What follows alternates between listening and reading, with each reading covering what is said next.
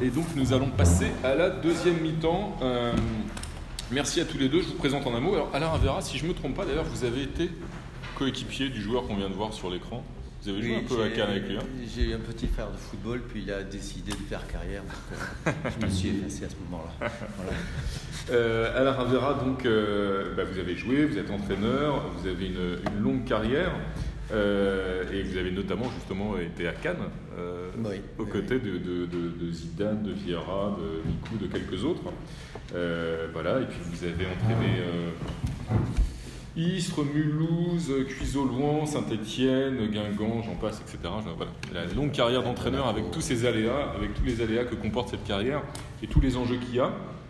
Donc ravi de vous accueillir à cette tribune. Et puis à ma droite, Brieux Ferraud, directeur du développement, je crois exactement, du groupe Sopress, qui est maintenant un groupe, une holding de presse. Sopress, moi je me souviens. Oui, je me souviens des tout débuts de SoFoot et de Franck Hanez en 2004.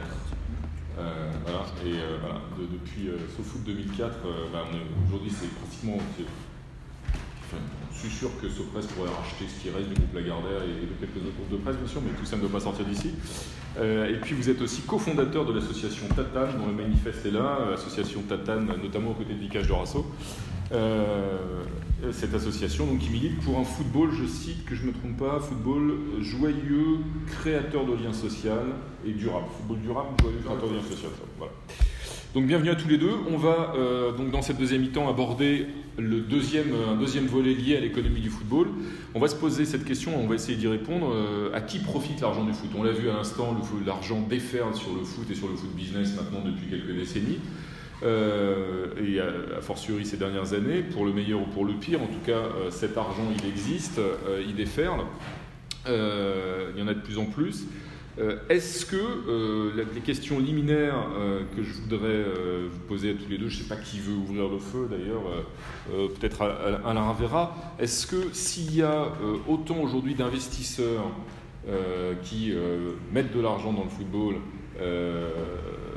ceux qu'on a évoqués précédemment, est-ce que ça signifie que le football moderne aujourd'hui, le football business, c'est une activité qui rapporte et qui gagne de l'argent? Est-ce qu'on gagne de l'argent dans le football et est-ce que les investisseurs qui mettent de l'argent dans le football, finalement, ils rentrent dans leur fonds, à vos yeux, selon l'expérience que vous en avez?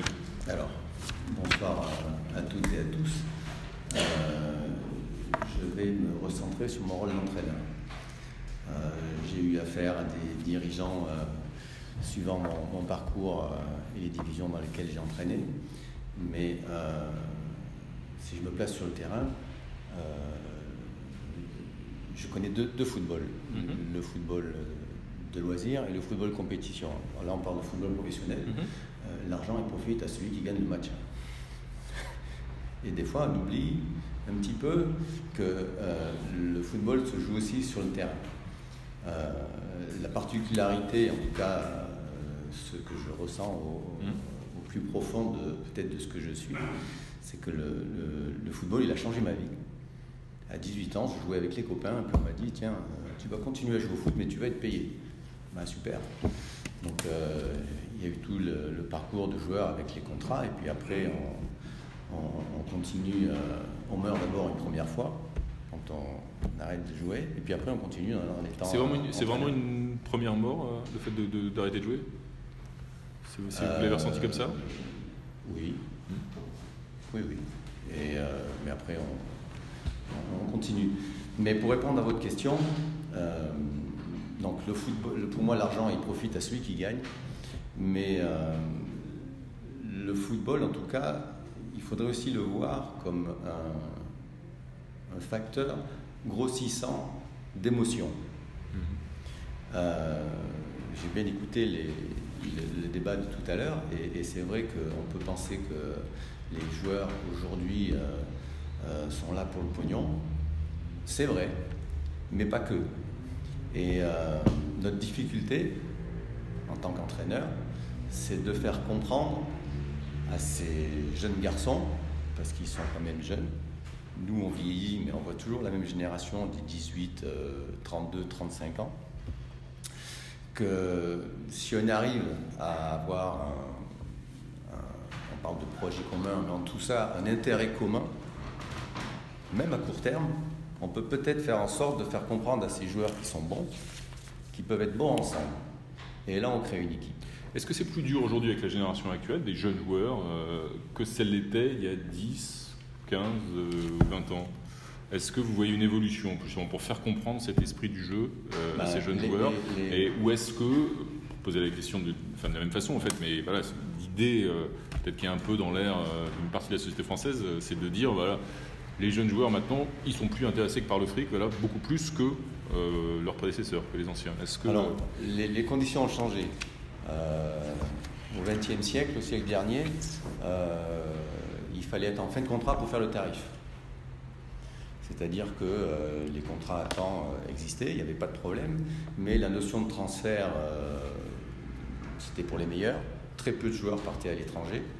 Le premier, ça a été Didier Six en Angleterre, puis après il y a eu Michel Platini, puis après les Jean-Pierre Papin, donc c'était les meilleurs qui partaient. Et puis la vie économique et européenne s'est bouleversifiée en 92 avec l'arrêt Bosman, où il y a eu la libre circulation des biens et des personnes. Et là, on a compris, en tout cas les dirigeants ont compris, et les gens qui étaient autour des joueurs ont compris qu'un joueur qui ne bougeait pas, c'était de l'argent qui dormait. Donc sont venus les transferts. Et tout à l'heure, les chiffres sont justes. L'espérance de vie professionnelle d'un footballeur en France est entre 4 et 6 ans. Mais la capacité du footballeur à pouvoir intéresser des investisseurs pour être transféré, elle va jusqu'à 25-26 ans. Voilà, c'est peut-être une des raisons qui font que si vous n'explosez pas dès l'âge de 18 ans, on va vous considérer comme un joueur de deuxième zone et on va aller toujours au plus brillant. Le joueur emblématique de la jeune génération qui va peut-être porter aussi, et en tout cas en tant qu'entraîneur, on souhaite vers le haut le football français, c'est Kylian Mbappé. Voilà. Donc on souhaite bien sûr qu'il mène l'équipe de France loin dans un mois. Mais le comportement des joueurs a changé. Ils comprennent très très vite maintenant qu'il faut capitaliser. La difficulté, c'est que quand on les retrouve sur le terrain, il y a le temps et l'espace et il faut jouer juste et avoir un comportement juste par rapport à l'action qui se déroule. On ne joue pas avec des billets dans la poche, quoi. Donc il faut les ramener sur terre et c'est la difficulté qu'on a parce que de temps en temps l'ambition collective peut devenir second pour eux. Voilà, et on les rappelle que comme un joueur dit moyen dans une équipe qui gagne sera toujours plus valorisé qu'un très bon joueur dans une équipe qui perd. Mais par rapport à la notion d'argent, notre difficulté en tant qu'entraîneur, c'est de faire comprendre que elle n'est pas de moi cette phrase, elle est de José Di Mourinho. Vous pouvez acheter un joueur, vous pouvez acheter un deuxième joueur, mais ce qui se passe entre deux joueurs, vous ne pouvez pas l'acheter. Et là, vous appelez ça identité du club, vous appelez ça projet de jeu, vous appelez ça mentalité de travail, esprit de compétition, mais ça ne s'achète pas. Et c'est peut-être ce qui nous intéresse le plus dans le football. Brio Ferro, avant de vous donner la parole, Alain Ravera, Brio Ferro, dans ce que racontait Alain Ravera aussi sur cette évolution, ces évolutions générationnelles, ça me rappelle un petit peu, en tout cas c'était l'image, l'étiquette qu'avait à tort ou à raison SoFoot à l'origine, en tout cas certains évoquaient ça. Est-ce que ça perdure d'ailleurs un peu, et à travers SoFoot et peut-être aussi à travers le manifeste de Tatane, une dimension ou pas, un petit peu nostalgique du foot avant le déferlement de l'argent. Voilà, est-ce que, pour poser la question autrement, mais est-ce qu'il y a, et à travers peut-être l'origine du groupe de presse et de SoFoot, et à travers Tatane, l'idée que c'était mieux avant? Il y a deux histoires différentes qui ne sont pas liées. SoFoot, c'est une bande de losers. En gros, c'est les gens qui se réunissent dans un garage pour faire un fanzine sur le rock, qui sont très mauvais critiques de musique, de culture, d'art et de littérature, et qui vont mettre un insert de foot parce qu'ils veulent faire le négatif de ce mensuel qui s'appelait Sofa, et qui s'avère que c'est beaucoup plus drôle d'écrire sur le foot avec un ton très très libéré, et que ça devienne un magazine. On se réunissait une fois par mois dans un garage à partager pizza et bière, on pensait qu'on allait mourir le mois d'après. Donc on s'est dit, bon, ce mois-ci, on fait les meilleurs articles du monde, on part à l'étranger, on claque ce qu'on a, genre 200-300 euros, et on va ramener des histoires. C'était ça l'objectif. Donc il n'y avait pas d'ambition, hormis d'être sous la houlette de Franck, qui je pense a toujours voulu être un rocker indépendant, qui pisse sur une porte de garage et aurait dû vivre à Angoulême ou à Angers. L'idée de se dire, on ne survivra pas à ça. Sheriff Guillemont qui disait ça, qui disait en gros, l'esprit SoFoot, c'est l'esprit, on sait qu'on va tous mourir. Et c'était assez vrai. Et puis maintenant, on fait moins les malins parce que on a réussi à faire perdurer le rêve, on s'est même fait embaucher tous dans notre boîte, parce qu'à la fin, maintenant, on est salariés, alors au début, c'était pigé par accident. Et je ne crois pas qu'il y ait de nostalgie, il y avait par contre un côté. Parce que là, on parlait des jeunes joueurs, faire attention avec l'argent. George Best, il était bien le kéké quand même dans les années 60 à Manchester avec sa belle bagnole. Et ça a toujours perduré, il y en a toujours eu. Platini a fait la même chose. C'est pas une question il y a plus d'argent aujourd'hui. Ils ont vu des jouets plus gros, ils ont les avions, des bateaux, mais c'est la même chose. Une Spoueki fait rester le même. Parce qu'à 17-18 ans, enfin je sais pas qui, je pense que tout le monde a eu 17-18 ans dans cette pièce. Si d'un coup vous êtes reconnu, vous avez de l'argent et qu'on vous dit que vous êtes formidable, il est possible qu'au moins un soir dans la semaine vous dérapiez complètement. Donc ça c'est un peu l'ADN collectif, qui était peut-être le nôtre aussi, en disant que ça a pu marcher et que les gens achetaient le magazine. Et ça c'est le point sur les joueurs. Pour juste, je reviendrai à Tatane après, mais Tatane c'est né après Nice Now, en se disant qu'on a vu pendant un week-end complet, après l'histoire de 23 joueurs en survêtement qui descendaient au long du bus, tous les politiques de France avoir un avis sur ce sujet, qui était quand même une vaste blague. En gros, ça restait une équipe qui ne voulait pas sortir d'un bus. Donc c'était pas un sujet politique majeur, ça a pu être vu comme un symbole, et si personne n'avait réagi, ça aurait pas été un symbole, ça aurait été une histoire automobile, ça s'arrêtait là. Donc là, le sujet, nous on s'est dit peut-être que le jeu est en train de se dénaturer. Quand vous êtes sur la plage d'été et que des gens jouent au foot, franchement, si vous ne savez pas jouer au foot, vous n'avez pas envie d'aller avec eux. Beach volley, il n'y a pas de problème, pétanque, il n'y a pas de problème, frisbee ou tout autre type de concours et de jeux, beach hockey, c'est rigolo. Le foot, c'est pas rigolo parce que les gens qui parlent de foot et qui jouent sont souvent très relous avec ceux qui nous connaissent. Voilà, ça c'est ça le problème sociologique qu'on a avec ce jeu. Et donc sur foot, on a on a l'idée de détricoter et d'aller à certains endroits en disant ça ne reste qu'un jeu, quelles sont les différentes formes de jeu qu'on peut retrouver. Et donc on s'est lancé sur et de telle manière à ce qu'il y ait une sorte de dialogue et de lien social qui se passe, c'est le plus important, une machine à fabriquer du lien social. Il y a des clubs amateurs qui l'ont encore dans leur ADN, d'autres qui l'ont perdu, des présidents de clubs de villes de 2000 habitants qui sont persuadés qu'un jour ils seront Jean-Michel Aulas. Ça n'arrivera pas, le bassin de population fait que ça n'arrivera pas. Donc en fait, soyez cool avec ça, ne cherchez pas à gagner, essayez de construire autre chose sur lequel la défaite ne sera pas un drame. C'est en ce sens-là que les Américains avec les ligues fermées ont vite compris que même les Clippers, qui pendant des années avaient 17 victoires sur 70 défaites, vu qu'ils se partageaient le gâteau, il n'y avait pas de souci particulier. Je rappelle qu'en MLS, le championnat de foot américain, toutes les équipes ont payé une partie du salaire de David Beckham. On ne veut pas dire qu'il ne fasse pas pareil avec Ibrahimovic. C'est des gens qui se mettent d'accord autour du gâteau pour se dire qu'il grandira plus vite si tout le monde fait l'effort que si on se tire dans les pattes. Voilà. Et nous en France, on est persuadés qu'on veut faire le foot fermé alors qu'on a une culture quand même de montée et de descente territoriale. On a autant de collectivités locales en France que dans toute l'Europe réunie, 36 000, c'est en train de changer, mais on a quand même un nombre important. Donc on est obligé d'avoir un autre référentiel. Voilà, ça c'est une parenthèse. Pour juste terminer sur les acteurs, pour répondre à la question, les joueurs en profitent, oui. Et comme le disait Pierre tout à l'heure, la question c'est les gens à pied d'œuvre. En gros, aujourd'hui, l'argent revient à la main d'œuvre parce que c'est quand même eux qui font l'activité sur laquelle chacun de nous sommes abonnés à SFR, à BeIN ou à Canal. Il y a un problème principalement si vous vous abonnez pas et que vous allez en streaming, moi je vois pas de problème particulier et on va voir les lignes commencer à bouger si d'un coup on est 3-4 millions à faire la même chose. Le problème il est juste là, c'est pas on peut tourner autour du pot, on parlait tout à l'heure les droits télé, la bulle inflation et les droits télé ça tombe pas du ciel, il y a personne qui arrive avec un chèque géant en disant les droits télé c'est aussi cher, c'est nous. C'est ce qu'on choisit ou pas de mettre 30, 40, 50% d'euros dans le divertissement. Vu le spectacle proposé et l'arrivée de Neymar, il est possible que dans 15 ans, on n'ait aucun problème à mettre 90 €, 110 €, 120 €. Bon, donc ça ne va pas exploser tout de suite. Le modèle, il y aura des variations à la marge, mais grosso modo, ça reste un modèle sur lequel on accepte, nous, se divertir à défaut d'autre chose. Et donc, nous, on investit un peu les différents interstices pour savoir si c'est pertinent de se divertir à ce point-là ou non. Pour les autres acteurs, et pour les mentionner juste, on en reviendra peut-être dessus dans 3 minutes, il y a de la création d'emplois, il y a 35 000 emplois aujourd'hui autour du foot. Dans les clubs professionnels, il y a des formations sur les métiers médicaux, les métiers administratifs. Les statisticiens commencent à arriver des nouveaux métiers, parfois des laboratoires universitaires en partenariat avec eux pour travailler sur la question locale du foot et son développement. Les actionnaires aussi beaucoup, Loïc Ferry, le président de Lorient, qui a investi sur ce club. L'histoire des barrages, c'est aussi une fumisterie. Les barrages, ça sert juste à s'assurer qu'on a les mêmes clubs tous les ans. Donc là, on dit qu'il y a des barrages, pré-barrages, pré-pré-barrages, pré-pré-pré-barrages. Statistiquement, lui m'a dit, moi, sur les 5 ans, j'ai 15% de chance de descendre tous les ans. Sur 5 ans, je suis quasiment sûr de descendre si je n'arrive pas à me maintenir. Donc j'aimerais, pour investir plus d'argent, être sûr que je ne descende pas.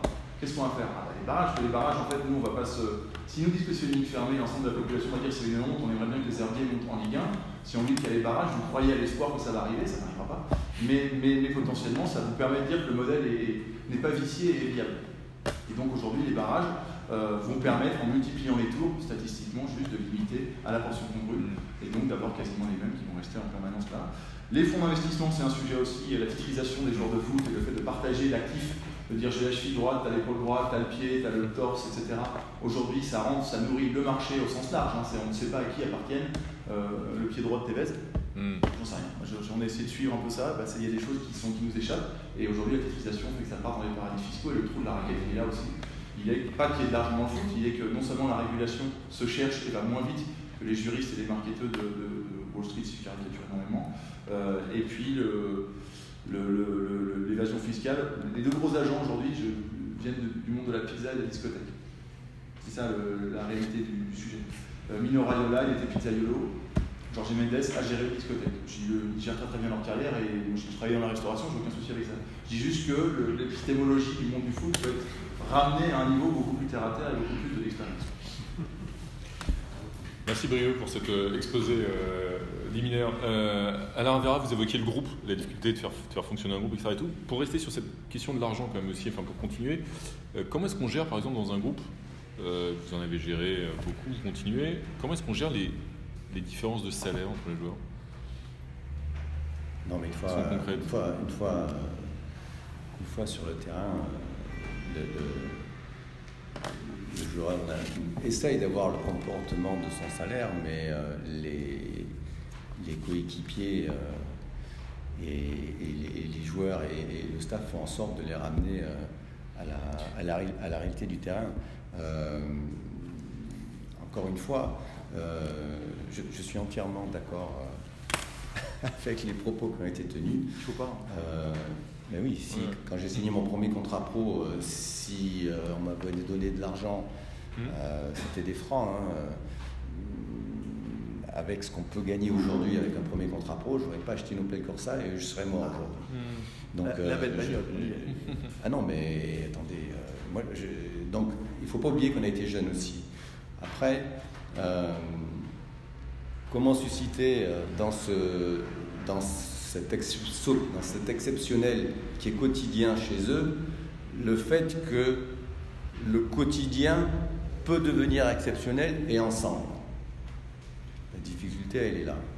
Quand on joue à Monaco et qu'on se déplace jouer à FC Metz 3 jours avant d'un match de Champions League, c'est pas pareil que quand on est le FC Metz et qu'on va jouer le PSG 3 jours après au Parc des Princes. Donc c'est susciter cette continuité dans le travail, dans l'ambition, dans le résultat. Et si on est aidé par une identité forte de club, par des dirigeants qui comprennent que l'argent découle du terrain, là on gagne du temps. Mais ce que disait Brieux quand même à l'instant, alors on verra à propos du mythe du barrage. Voilà, on fait miroiter le barrage. C'est supposé faire croire aux petites équipes qu'elles ont encore une petite chance de monter, alors qu'en fait c'est du pipeau, c'est du bidon. Et c'est vrai que quand on regarde ces dernières années, il y a évidemment à chaque fois une surprise. À l'inverse, un gros club qui rate sa saison, etc. Mais globalement, les classements en Ligue 1 et pas seulement en Ligue 1, dans la plupart des championnats, et puis c'est la même chose évidemment a fortiori en Coupe d'Europe, mais en Ligue 1 ou même en Ligue 2, c'est quand même des classements qui correspondent au budget des différents clubs. C'est l'argent qui gagne. Dans la phrase et dans l'intitulé « À qui profite l'argent du foot ?» on peut enlever le foot. À qui profite l'argent? Donc à celui qui gagne, et puis dans quelques secteurs économiques ou financiers que ce soit, l'argent il profite toujours à ceux qui en ont. Donc c'est pas une surprise de voir les clubs et l'exposé de tout à l'heure sur le fair play financier à boucler la boucle. C'est la fameuse phrase « Quand est-ce que vous serez plus nombreux dans les 3 premiers ?» les dirigeants et les investisseurs potentiels du foot sont là. Sauf que le football, c'est peut-être le seul sport où le petit peut gagner le gros. Au rugby, c'est pas possible. Au basket, c'est pas possible. Au tennis, c'est pas possible. Au football, c'est possible. Les Herbiers en finale. C'est possible, mais c'est de plus en plus rare. Les Herbiers en finale de Coupe de France, une demi-finale de Coupe de France. S'il y a bien un résumé du football, je gagne, je vis, je perds, je meurs, c'est la coupe. Et le public aujourd'hui s'identifie plus sur cet esprit coupe que sur ce championnat. Je rejoins l'avis de tout à l'heure, lorsque vous payerez par mois une saison de football pour voir 6 fois un aller-retour, c'est-à-dire 12 matchs, le Bayern de Munich contre le FC Barcelone, et à un moment donné, ce sera l'FC mousse au chocolat.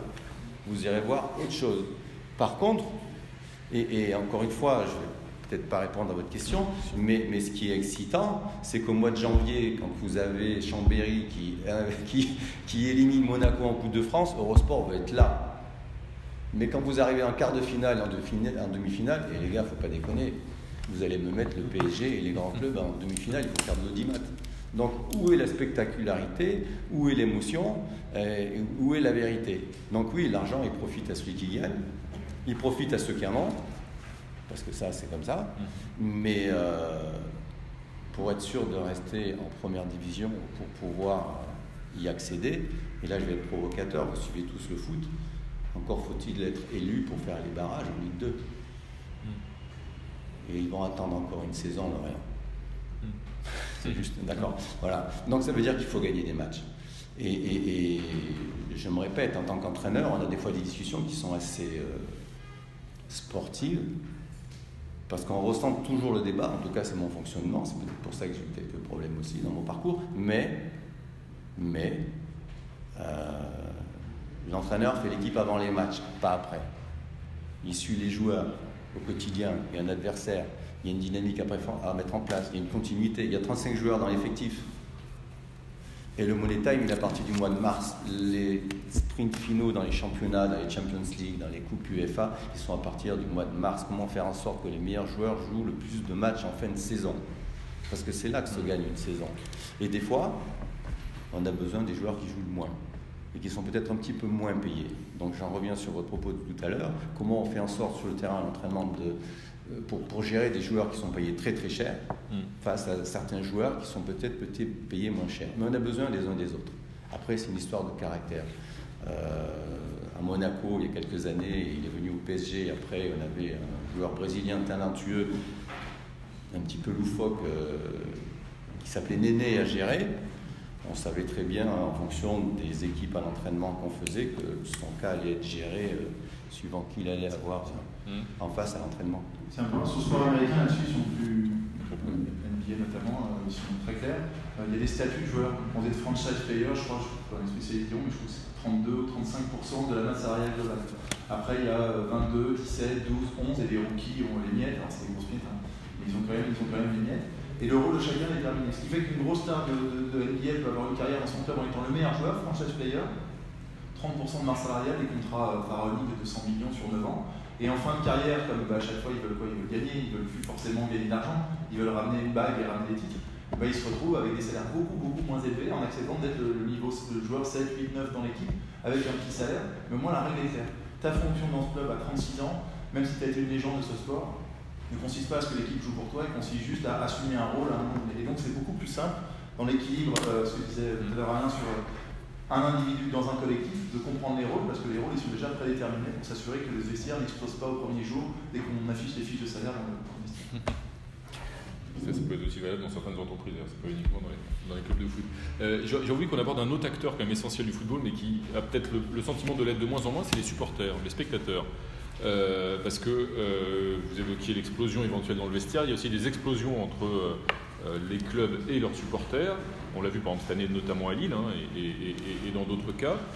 Est-ce que l'irruption de nouveaux investisseurs, le rachat d'un certain nombre de clubs par des investisseurs étrangers ou pas d'ailleurs, mais en tout cas cette nouvelle économie du football n'a pas contribué à évidemment distendre le lien entre les supporters, y compris ceux qui se veulent les supporters historiques d'un club, et puis les nouveaux propriétaires, les nouveaux investisseurs, et donc ils se reconnaissent de moins en moins dans le club. Encore une fois, on a vu ces incidents à Lille cette année notamment.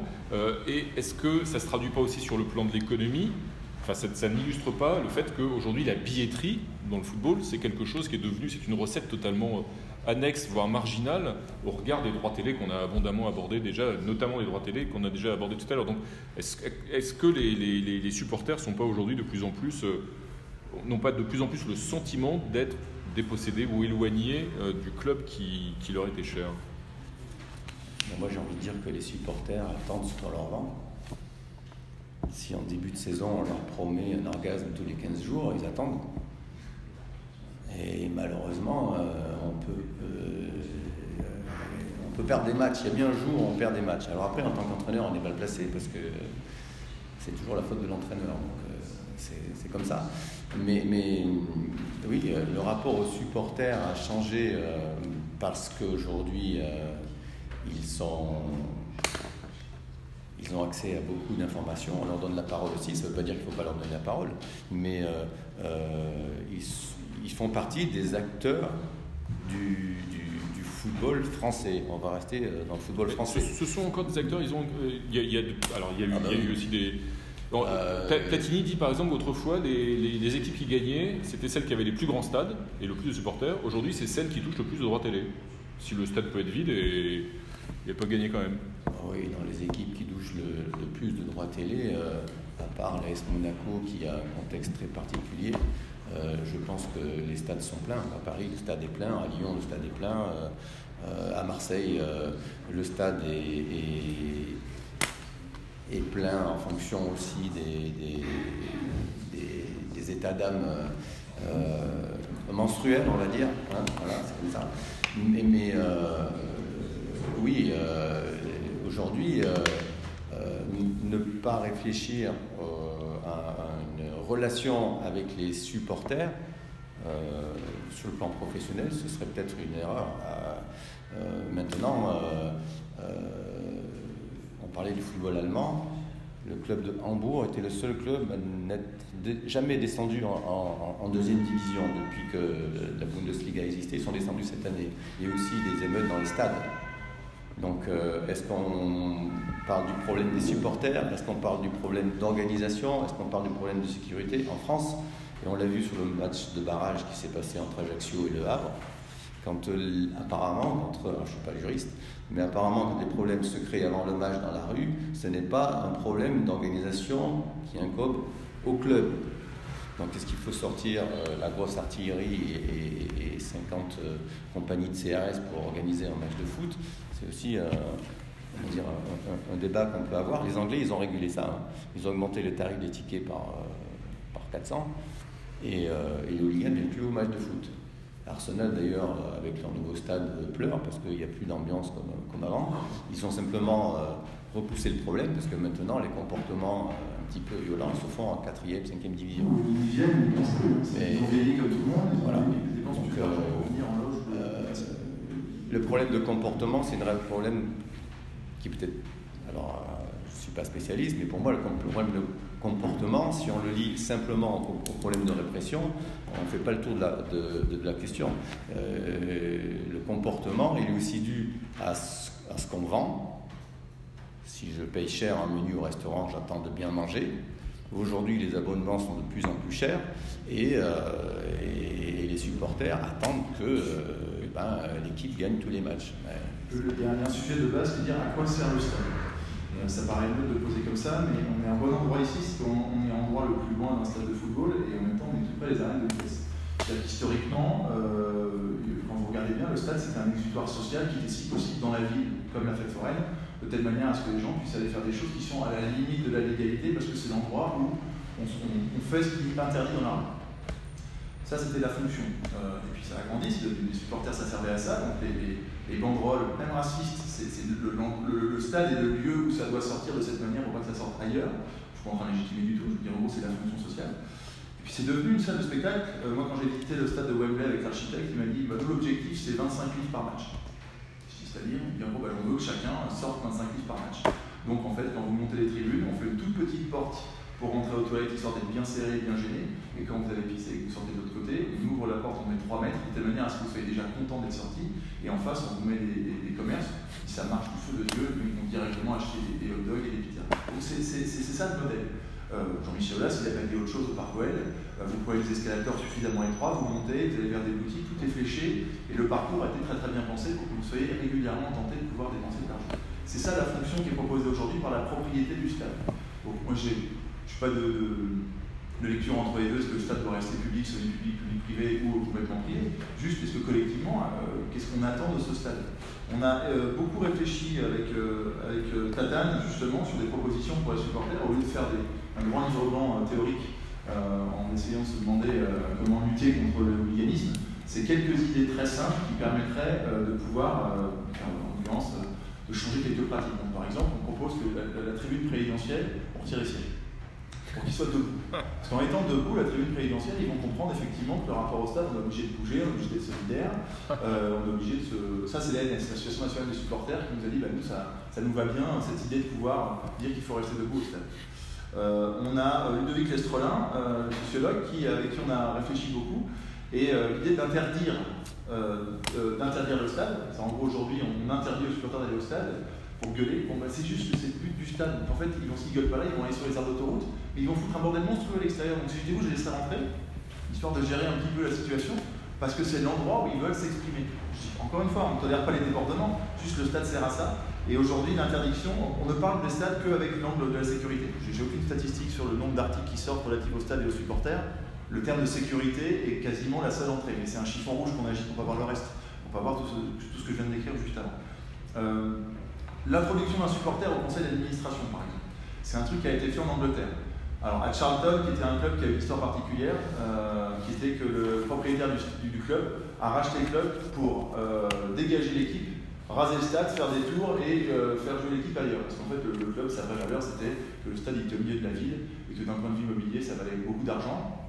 Fiorentino Pérez n'a pas fait autre chose au Real Madrid. Il a vendu la Ciudad Deportiva au cœur de la ville. Il a fait les 4 tours immenses qui a été racheté par sa propre boîte à lui, qui a permis de désendetter une partie du Real avec sa propre boîte, c'est extraordinaire. Il a appelé les 4 tours les 4 galactiques, comme ça les gens pensent que c'est encore du football et qu'il y a un hommage. Très bien, tout le monde est content. Mais la question immobilière est un sujet. Donc introduire un supporter au conseil d'administration.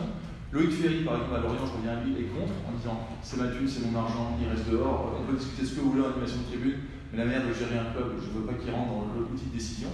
Et après, c'est aujourd'hui la discussion qu'il y a avec des clubs, où il y a une porosité de dialogue, d'échange avec les supporters. Le dernier point, qui est l'idée qui était intéressante proposée par Orelsan, qui était en tribune de brouiller les téléphones portables. Parce qu'en fait, le sujet du stade, c'est que maintenant c'est devenu du spectacle. Donc quand vous allez au Parc des Princes, si vous êtes au Parc des Princes avant ou ailleurs, quand il y a un but ou un moment drôle, un joueur tombe, un petit pont, une vanne, n'importe quoi, vous retournez, vous n'avez que des comités d'entreprise. Donc c'est très compliqué de tomber dans les bras d'un type que vous ne connaissez pas, parce qu'aujourd'hui, le rapport au stade est plus j'ai la chance d'avoir un ticket, il faut vraiment que j'en profite, donc que je profite du spectacle. Là, le stade, c'est pas que ça, il y avait beaucoup de tribunes qui étaient vides, et le fait d'être vide, vous avez de la place, vous avez du temps, vous pouvez discuter, vous pouvez faire autre chose, la place à 70 €, franchement, vous voulez rester jusqu'au bout, c'était beaucoup trop cher. Vous allez au Red Star, ça vous coûte 5 €, si le spectacle est nul et que vous avez froid, vous rentrez chez vous, il n'y a aucun souci, vous n'avez pas l'impression d'avoir perdu de l'argent. Donc le rapport à la contingence et du prix du billet est un sujet.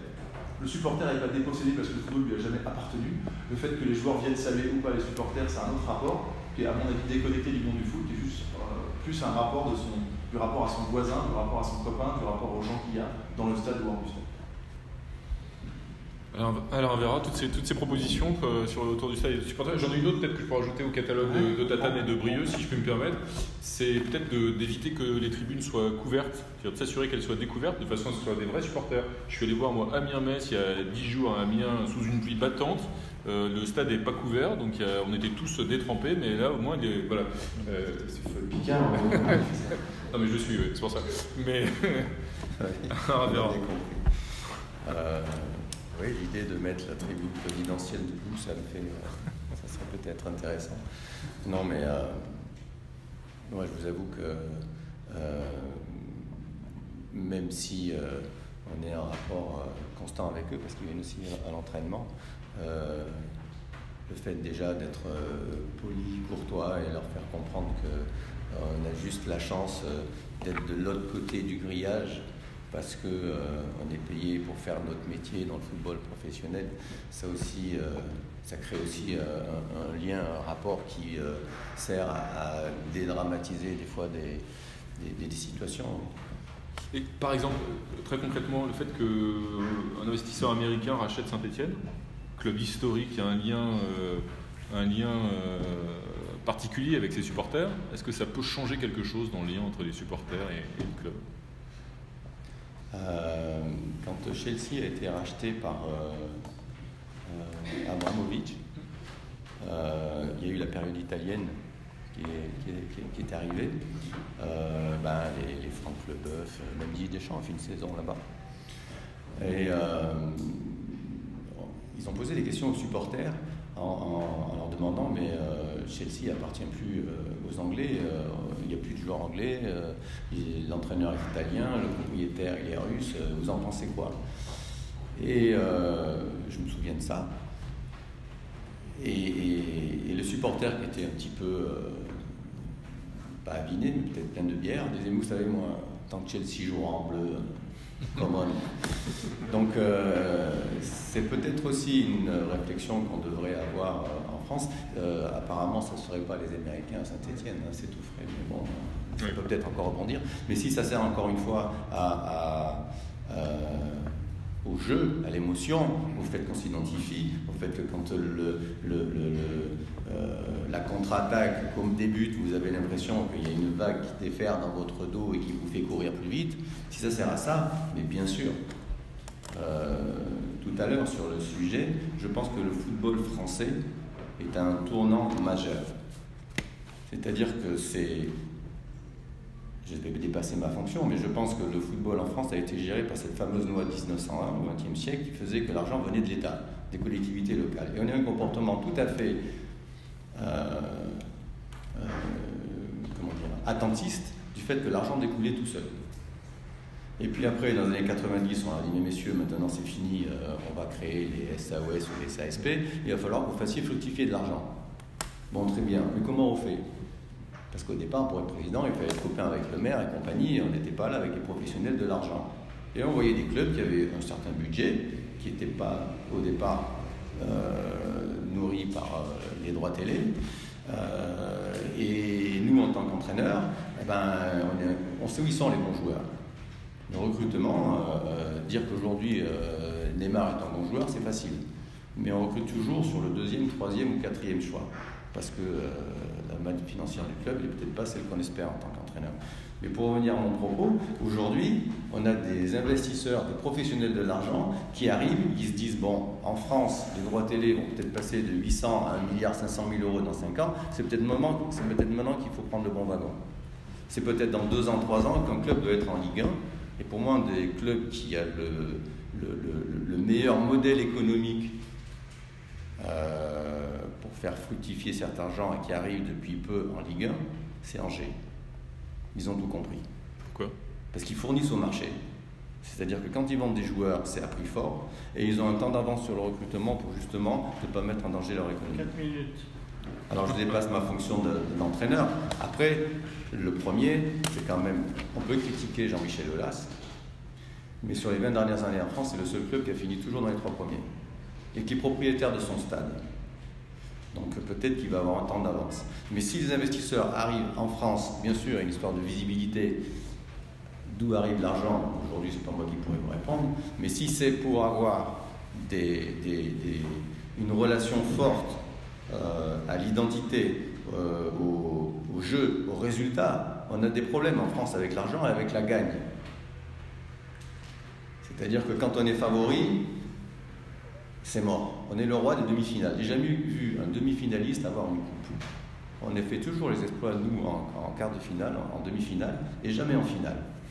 On était capable de perdre en finale de l'Euro quand on a quand même organisé. Je suis rien pour prétendre à dire on l'aurait gagné si j'étais là-bas, mais c'est pas du tout ça. On a des problèmes avec la gagne, on a des problèmes avec l'argent. On se prépare à lutter, on lutte, on passe devant, et après, qu'est-ce qui se passe? On n'est pas prêt à passer devant. Donc si des gens sont bienveillants pour mettre de l'argent dans le football, après, l'argent, et je vais finir là-dessus, c'est peut-être comme la poudre. Elle peut servir à faire des super feux d'artifice en Chine, mais elle peut servir aussi à faire des canons, et là, qu'est-ce qu'on en fait, quoi? Si c'est justement un outil au service du foot, ben, pas moi qui vais m'en plaindre. Le rapport à l'investisseur, je trouve qu'il est très simple quand quelqu'un arrive avec beaucoup d'argent parce que vous savez l'identifier physiquement. Vous pouvez discuter avec lui, vous pouvez travailler psychologiquement, vous pouvez l'accompagner, vous pouvez l'inviter à des barbecues, vous pouvez faire plein de choses parce qu'il existe. Moi j'ai passé un an et demi par intermittence à Liège. On a fait un documentaire sur le Standard de Liège. Et les supporters ont une contradiction qu'on a réussi à mettre à jour quand même, qui était de dire on rêverait que notre club soit en Ligue des Champions tous les ans et concurrence la Juventus et Arsenal. Mais par contre, on n'est pas prêt à mettre plus de 4,50 € dans le prix de la place. Bon bah ça marche pas. C'est en gros vous choisissez l'un ou l'autre. Ou vous êtes dans le ventre mou du championnat et votre bière sera toujours pas chère, la saucisse pareil et la place pareil, mais vous serez entre potes, ça va être rigolo. Ou alors vous allez jouer en Ligue des Champions, mais vous avez intérêt à trouver de l'argent parce qu'en gros ça coûte cher le foot d'aujourd'hui au niveau européen. Donc c'est un choix. Et en fait le supporter ne répond pas. Il vit avec cette contradiction, et c'est pour ça qu'il n'est pas bien, et c'est pour ça qu'il en veut à celui qui a de l'argent de pouvoir faire les deux. Et il est bien tout seul. Donc en fait, même et parfois en groupe. Et ça, c'est un sujet de fond parce que quand Robert Louis Dreyfus arrive à l'Olympique de Marseille, il est resté quoi, 8 ans, 10 ans plus. Bon, tous les ans, Robert Louis Dreyfus il faisait un chèque, je caricature, de 50, 60 millions. Lui, son seul kiff, c'était pas l'argent. Il avait une fortune, on a su à la fin que la fortune de Margarita Louis Dreyfus, l'OM, ça représentait 1% de la fortune familiale. 100% d'emmerde, hein, mais 1% de la fortune familiale. Et elle n'a pas voulu l'abandonner parce que les enfants disent ah ben nous on aime bien l'OM, mais il ne faut pas le vendre. Bon, elle a fini par le vendre parce que c'était pas du tout rationnel. Lui, il aimait bien quoi, prendre l'avion privé de Zurich, il arrive à Marseille, il prenait son blouson de cuir, il allait son canaille à Marseille. Il allumait son cigare, il allait en tribune, dire aux supporters, vous avez vu les gars, j'ai pas augmenté les places, hein, ce qu'a fait Bernard Tapie, moi je vous l'ai laissé, vous pouvez encore acheter des places pas chères, vous pouvez encore gérer la tribune, je vous fais pas chier sur la billetterie, continuez à avoir cette pratique-là. Moi ce que je veux c'est juste qu'on s'entende bien à Marseille. Et les types ont commencé à le pousser, Et alors que tous les ans, Robert, il a acheté 60 millions, plus arrosé tout ce qu'il y avait autour de la commanderie de l'Olympique de Marseille. Il a fait vivre 800 familles, Robert Dreyfus. Juste par philanthropie esthétique, amicale, affective et culturelle. Et bah ça lui a jamais fait rendu. Je n'arrive quand même pas à comprendre pourquoi à l'OM, ils ont pris une statue Robert Dreyfus en disant juste allez mec, quand même, t'étais un mec cool, maintenant il est décédé, il est plus là. Et il n'y a pas eu cette reconnaissance. Donc profitez de l'investisseur pendant qu'il est là, discutez avec lui. McCourt, qui gère plutôt bien ce qui lui arrive, même si quand il est arrivé, lui c'est quelqu'un qui avait le stade des Los Angeles Dodgers, qui a investi avec sa femme en fait pour le parking juste à côté, parce que c'est là où se situe l'argent. Ah, il est arrivé à Marseille, ce stade il y avait un énorme parking à côté du stade. Donc en fait on s'est dit, bah, il vient investir dans les parkings.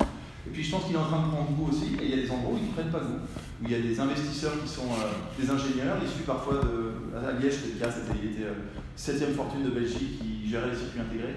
Et lui, il avait une stratégie très très intéressante. Il avait acheté plein de clubs en Europe, des petits, des moyens, des gros, pour pouvoir se filer les joueurs entre lui, comme ça, entre ces clubs. Comme ça, il arrivait à avoir une main, une formation et gérer toute la filière, la sienne, qu'il avait achetée, mais sans avoir besoin de pays d'intermédiaire, puisque c'est son club à chaque fois. Et donc voilà, on s'est retrouvé avec quelqu'un qui était critiqué, mais qui en fait a laissé une trace. Eh bien, vive le modèle belge du Standard de Liège. Alors, c'était donc le mot de la fin. Merci Brieux Ferraud et merci Alain Avera.